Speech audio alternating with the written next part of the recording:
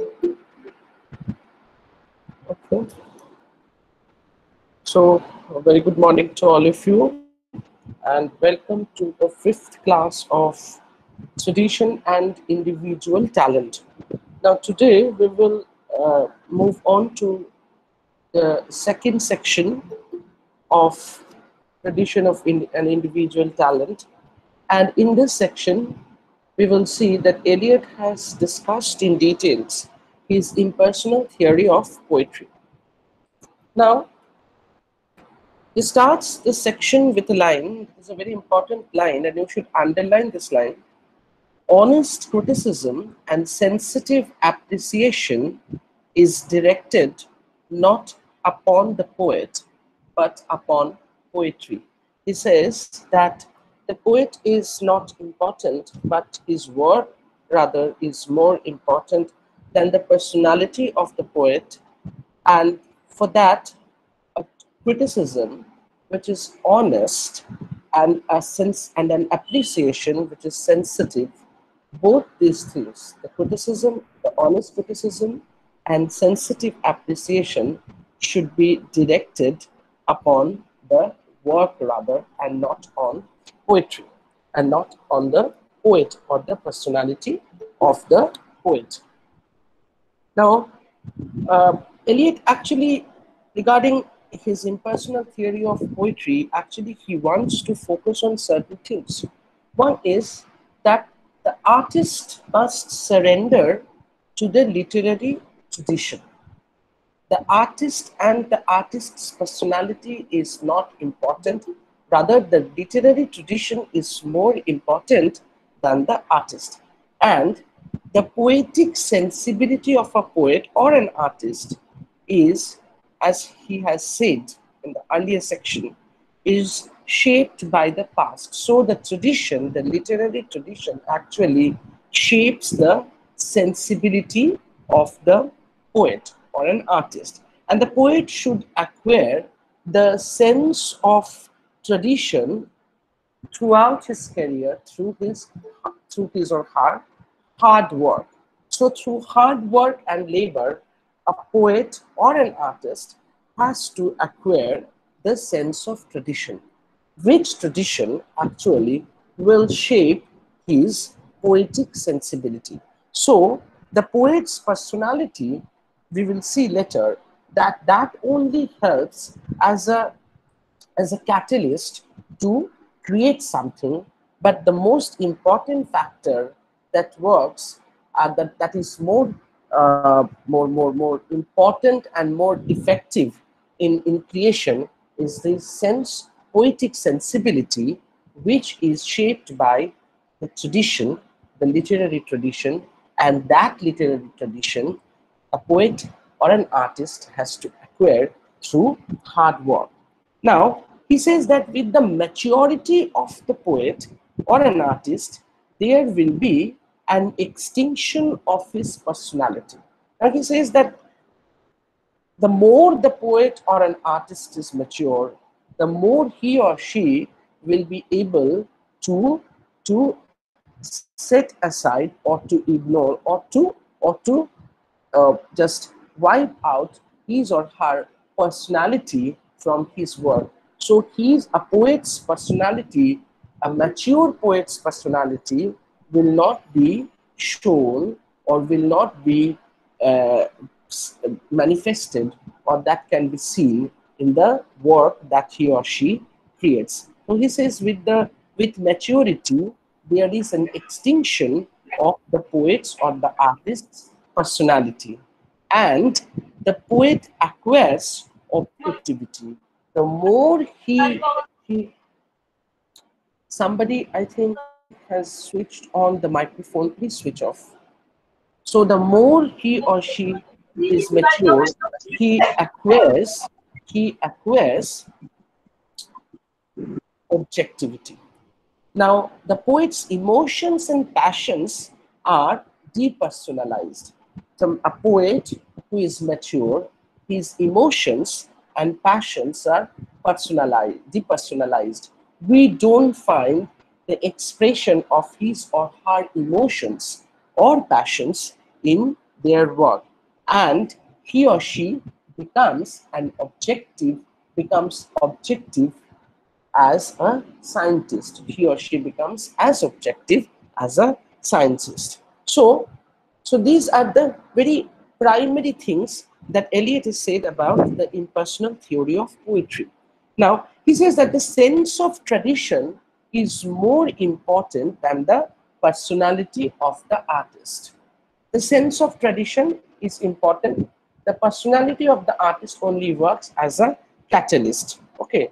A good poem, then he says that a good poem is a living whole of all the poetry that has ever been written. So a good poem, Eliot says, which becomes a part of the literary tradition, the moment it is produced, it no longer remains just a personal property of the poet, but it becomes a part of that literary tradition. And it becomes what? It is just a living whole of all the poetry that has ever been written. Here, we find that the personal joys and sorrows must be ignored, and they are ignored rather. Now, the poet's personal joys and sorrows, you won't find they are very clearly expressed in the poem or in the work of art. Now, personal joys and sorrows, they are ignored, and there is what? There is a sense of tradition which a poet acquires, and acquires through hard work and labor, and is expressed in poetry. Now, the poet, a poet who is mature poet, who becomes objective and who acquires maturity, what happens? He or she, they can just keep a distance, an objective distance from the work they create, and there they find that their work becomes a part of that literary tradition, and their work becomes a living whole of all the works that have been created, or that are the part of that literary tradition. The poet's personality here, according to Eliot, is merely a medium. So he says that it is just a medium having the same significance as a catalyst, or it's a catalytic agent, or a receptacle in which chemical reactions that take place. Now here he will give the example of the process of making of sulfurous acid, where we find that there is a presence of a platinum, which works as a catalyst. And so he says that, so he find that the presence of the platinum only accelerates the process of the chemical reaction, but in the sulfurous acid that is produced, we find no trace of platinum in it. So Eliot says that the mind of the poet is like the catalyst, which actually accelerates, or which actually helps for the reaction to happen. But in that thing that has the thing that has been produced after that chemical reaction, we find no trace of that catalyst. Similarly, in the new thing that is produced, the thing that is produced, there we find no trace of the poet's personal feelings or emotions, and that thing becomes a part of that literary tradition. So regarding honest criticism, it says that honest criticism and sensitive appreciation is directed not upon the poet, but upon poetry. So the poetry, the work created, the work produced, that is more important than the personality of the poet. Now he says, if we attend to the confused cries of the newspaper critics and the susurrus of popular reputation that follows, susurrus means the whispering, the rustling of the newspaper critics, the common, very popular criticism of the works, we will find, he says, the susurrus of the popular reputation that follows, we shall hear the names of poets in great numbers. So in popular criticism, so which actually Eliot differentiates from honest criticism and sensitive appreciation. Now this popular criticism and appreciation, we find that they are directed primarily upon the poet and not their works. So he says that we shall hear the names of poets in great numbers. So he says that the popular criticism, they focus more on the poets, the personal lives of the poets, the personality of the poet. If we seek not blue book knowledge, if we are not supposed to, not interested in blue book knowledge, but the enjoyment of poetry, but Eliot says that, or if we are looking for an honest criticism and sensitive appreciation, then what we are doing, we are looking for the enjoyment of poetry. We are trying to trace the enjoyment of poetry, and ask for a poem. So he says that the honest criticism or sensitive appreciation that looks for, that searches for the enjoyment of poetry, and that then we have to do, we have to look for the poem itself. We shall seldom find it. So we won't find that there the personality of the poet, or the personal life, or the personal feelings and emotions of the poet are, these things are important. So he says that if you are to do an honest criticism, and if you want to have a sort of sensitive appreciation, then you have to be more focused on the work itself, and then only you will be able to find the real enjoyment of poetry. And then what will happen, you will not focus on the personal lives, of the personal feelings and emotions of the poet, which actually some popular critics, or one who wants to make a popular appreciation of poetry, they generally do. He says those things are just like the blue book knowledge. I have tried to point out the importance of the relation of the poem to other poems by other authors. He says that for making an honest criticism and sensitive appreciation, Eliot says that I have done, I have tried to relate one particular work with the other works of other poets. Then only I'll be able to posit a particular work into that literary tradition. If my appreciation consists of relating the work with the author or the poet who has created, then I'm not doing what? I'm not doing a sensitive appreciation, or my criticism is not an honest criticism. To do that, what I have to do, and what Eliot has done, and what Eliot suggests rather to do, is to relate a particular work with the works of other authors, and suggested the conception of poetry, what I have said, as a living whole of all the poetry that has ever been written. He says that for to make an, or to do an honest criticism, or to appreciate sensitively, what we have to do, we have to relate a particular work with other works of other authors, with the sense that a particular work is not just a personal property of the poet, or it is not just an expression of the personal feelings and emotions of the poet, but it is just a part of that living whole of all the poetry that have been written. Okay, so the moment a good poetry is produced, a good poetry is written, it becomes a part of that great literary tradition. And for an honest appreciation of that, what you need to do is to relate that particular work with other works of the other authors who are there in the tradition. The other aspect of this impersonal theory, the other aspect of this impersonal theory of poetry is the relation of the poem to its author. So he says that there is an other aspect also. He completely does not negate that while appreciating sensitively, you don't have to relate the poet and his work. It is not that, but it is secondary. The first thing is that you need to appreciate a particular work as a part of the living whole of all the works that have ever been written. Second, he said that the other aspect of impersonal theory of poetry is that is what, to relate the poet and the work. And here he gives the example of that chemical reaction. The other aspect of this impersonal theory of poetry is the relation of the poem to its author. And he says, I hinted by an analogy that the mind of the mature poet differs from that of the immature. How will you be able to differentiate the mind of the mature poet with that of an immature poet, from that of the immature one, not precisely in any valuation of personality.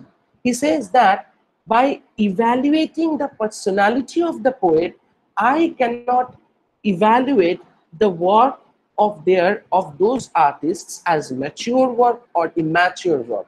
The personality of the poets or the personality of the artists, they are not the markers with which you can evaluate their works as mature work or immature work.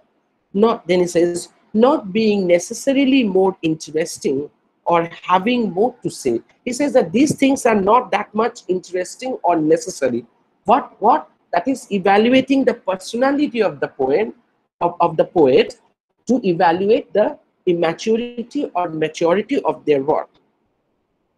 Not being necessarily more interesting or having more to say, but rather by being a more finely perfected medium in which special or very varied feelings are at liberty to enter into their combinations. He says that to evaluate the particular work as a mature work or an immature work, the evaluation of the personality of the poet is not important, but what is more important is a finely perfected medium. So to evaluate the medium, and what is the medium? The mind of the poet. So to evaluate the relationship between the poet and the author, what you have to do is not to evaluate the personal feelings or emotions of the poet, the personality of the poet, but the mind which works as the medium through which varied feelings and emotions are transmuted or changed into something different. That is important. How powerful that medium is, the more powerful the medium is, the more it can transmute or translate a particular personal feeling or emotion into something different. The more the mind or that medium of that poetic creation is powerful, the more will it be able to transcend the personal things into something of greater importance, so that that particular work is becomes eligible to be a part of that literary tradition. Merely infusing personal feelings and emotions of the poet into the work does not make a mature work. So he says that to evaluate a particular work and as well as to evaluate the relationship of the author and their work, one has to evaluate not the personality of the poet, the personal feelings and emotions of the poet, but to evaluate or but to focus on the mind of the poet, which becomes a very powerful medium through which the personal feelings and emotions are transmuted as well as transcended into something of greater importance and makes the work eligible to be a part of that literary tradition. Is it okay now? Okay, thank you. Now, he says that the analogy was that of the catalyst. When the two gases previously mentioned are mixed in the presence of a filament of platinum, they form sulfurous acid. He says that two things are sulfur and sulfur dioxide or something, sulfur and oxygen. These two elements are, they are present for making a new chemical production. And for that reaction, the scientist does what? He puts a filament of platinum, which works as the catalyst. The catalyst only does what? It accelerates the process of chemical reaction. But the thing that is produced, that is the sulfurous acid, we don't find any trace of platinum in it.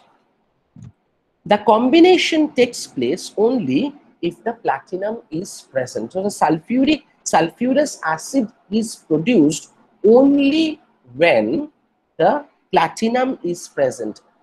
without the presence of the platinum, you won't be able to produce that sulfurous acid. The combination takes place only if the platinum is present. Nevertheless, the newly formed acid contains no trace of platinum, what I have said, and the platinum itself is apparently unaffected, and you won't find any change in that platinum filament after the sulfurous acid is produced. It remains as it is, and you won't find any trace of platinum even in the sulfurous acid that is produced. So the platinum is there with its presence only, that helps the thing to happen, but it itself remains unaffected by the reaction, and there is no trace of platinum in that chemical reaction. So he says that the poet's mind is just like the platinum. It itself remains unaffected by the production, and you don't find the personality, the personal emotions, the feelings of the poet very much evident or very much manifested in that particular production that the poet has created. Nevertheless, the newly formed acid contains no trace of platinum, and the platinum itself is apparently unaffected. It has remained inert, neutral, and unchanged. Inert. So the same things, the same adjectives, you can also apply for the mind of the poet who is a mature poet. Inert, neutral, and unchanged. The mind of the poet is the shred of the platinum. It tells very clearly the mind of the poet is the thread of the, or the filament of, like, just like the filament of that platinum. It may partly or exclusively operate. It can partly or exclusively operate upon the experience of the man himself. But the more perfect the artist, this underline this line, but the more perfect the artist, the more completely separate in him will be the man who suffers and the mind which creates. So he says that there you may find a little bit of the poetic, the personality or the feelings of the emotions of the poet in the work. But Eliot says the more mature the poet is, the more mature the artist is, the more you will find that there is a sort of objective difference between the mind that suffers, that is the mind which has the personal feelings and emotions, and the mind which creates. You will find there will be an objective distance, an objective gap between the mind which has the personal feelings and emotions and the mind which creates. The more perfectly will the mind digest and transmute the passions which are its materials. So a true artist and mature artist has a mind which works as a powerful medium, and that medium helps to transmute and transcend the personal feelings and emotions into something of greater significance, which makes that particular work eligible to be a part of that tradition. Now, this will be a very small class. So he says that the poetic process, I will explain a bit and then I will end the class. The poetic process, regarding the poetic process, he says, Eliot gives the analogy of the platinum which works as the catalyst. So I'll just give a brief outline of what I have said. The mind of the poet is like the catalyst. The mind of the poet is like the catalyst, and the process of poetic creation is just like a chemical reaction. So he gives the example that the mind of the poet is like a catalyst, and the process is like a chemical reaction, the process of poetic creation, where the catalyst leaves no trace of its existence in the new thing produced. So there, the thing that is produced after the chemical reaction, you won't find that any trace of that catalyst, and also at the same time, the catalyst remains unaffected by the chemical reaction. It remains inert, and neutral and unchanged. The three very important adjectives that he used to describe the catalyst as well as the mind of the poet, that is inert and then unchanged, and then what is another line, another word, neutral. Inert, neutral and unchanged. So he says that the poet's mind combines different emotions into something new. So what the poet's mind do? The poet's mind actually, it combines, it works as a medium which combines different emotions into something new. The mind does not undergo any change during the process of poetic creation. What I have said, the mind of the poet, regarding here Eliot gives more focus on the mind of the poet, not the personality. Please please be careful about about these particular things. That is the personality of the poet, which is very much personal, and the mind which is able, or which has the power to work objectively. So don't confuse the personality of the poet and the mind of the poet. He says the mind of the poet is constantly forming emotions and experiences into new wholes. So the mind does what? It is constantly forming emotions and experiences into new wholes, but the new combination does not contain even a trace of the poet's mind. So the poet's mind only works inertly, and it remains unchanged by this process, but it is constantly, it is processing the personal emotions and feelings of the poet into something new. So this marks the mind of a mature poet. And immature and young poets, they express their emotions in their compositions. So according to Eliot, an immature mind or an immature poet, they cannot restrain their personal emotions or feelings, from getting into their works, but a mature mind or a mature poet can. So the immature minds, they express their emotions in their compositions. But Eliot says here, this is the line: the more perfect the artist, what with which he ends that particular paragraph, the more perfect the artist, the more completely separate in him will be the mind who suffers, that is the personality of the poet, and the mind which creates, that is the mind, the poetic mind, the mind which actually helps in transmuting or transforming the personal emotions into things of greater significance. A mature artist digests and transmutes the passions which form the substance or the subject of his poetry. So a mature mind does what? It can transmute and translate the personal emotions into poetry. The man suffers, that is, has experiences, that is his personal feelings or emotion, but it is his mind which transforms. But the mind, so the mind has many personal feelings and emotions and experiences, but that particular mind does what? It transforms his experiences into something new and different. So the personality of the poet, that gives birth to many feelings and emotions and experiences, and the mind does what? It takes those emotions and experiences and transmutes that and transcends that to arrive at something of greater significance. And the mind itself remains unchanged, inert and neutral.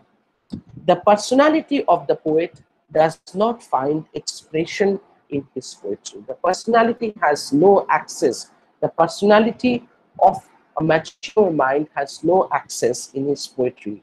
It acts like a catalyst in the process of poetic composition. So, a mature mind and a mature poet does not express his personal feelings and emotions in his poetry.